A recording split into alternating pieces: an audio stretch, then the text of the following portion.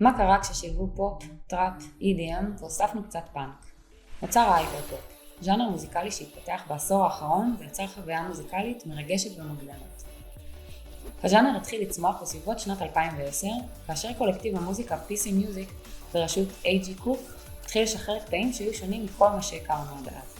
המוזיקה שלהם הייתה מהירה, מלאה בקולות מסונתזים ואנרגיה מתפרצת. אחרי ההצלחה של PC Music החלו להופיע בסצנה אמנים נוספים.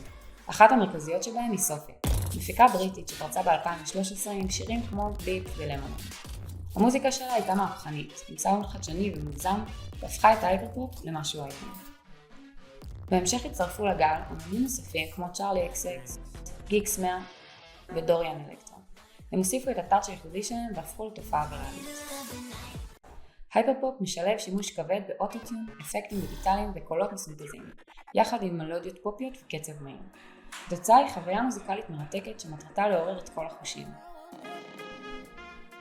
היום הייפרפופ הוא לא רק מוזיקה, זו תרבות שמשפיעה על עולם האופנה, אומנות ואסתטיקה הכללית של הדור הצעיר. אומנים כמו דוריאן אלקטרה מייצגים את האופי הרבגוני של הז'אנר עם הופעות שמשלבות אופנה, אומנות ופרפורמנס. מעבר לזה, הייפרפופ הוא גם אחד הז'אנרים הכי מושמעים בפלטפורמות הסטרימינג, והוא מאפשר לאמנים צעירים וחדשים לבטא את עצמם ולהגיע לקהל הרחב. הייפרפופ הוא יותר ממוזיקה, הוא ביטוי של יצירתיות בלתי מוגבלת, שבירת מוסכמות והתנסות ללא פחד.